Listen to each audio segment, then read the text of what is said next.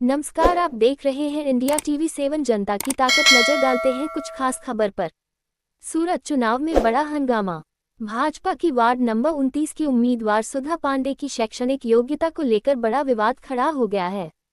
BA की degree से पहले एमए की डिग्री प्राप्त करने का दावा करने वाले दस्तावेज सोशल मीडिया पर वायरल। विपक्ष ने इस मामले को चुनाव आयोग के समक्ष उठाया है और जांच की मांग की है। सुधा पांडे के हलफनामे में स्पष्ट किया गया है कि वर्ष के संबंध में टाइपिंग की गलती हुई थी। डिग्री को लेकर हुए विवाद ने चुनाव से पहले ही राजनीतिक माहौल को गर्मा दिया है। सूरत से ब्यूरो रिपोर्ट। जी, सुधा राजेश पांडे। હું મારી ડિગ્રીની જો ઇસ્યુ લોકો ક્રિએટ કરે છે, આમાં મારી ડિગ્રી એમએની ડિગ્રી 99ની છે, એટલે આ ટાઈપિંગ મિસ્ટેક થયું છે.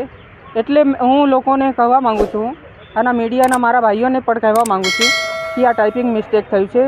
9ની જગ્યા 6 થઈ ગયું છે, એટલે આ ટાઈપિંગમાં ભૂલ છે.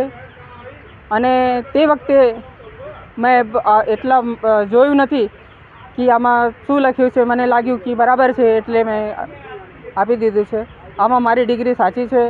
હું રાની દુર્ગાવતી વિશ્વવિદ્યાલયથી એમએ કર્યું છે અને આમ 99માં હું એમએની ડિગ્રી હાંસિલ કર્યું છે.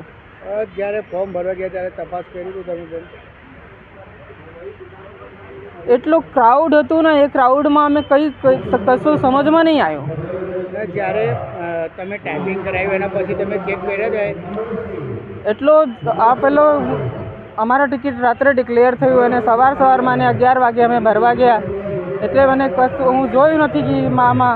અને આ 99-96 એટલે આમાં મને કશું આપણે કરતા હોઈએ ને તો આપણી ભૂલ આપણને નહીં સમજી આવે.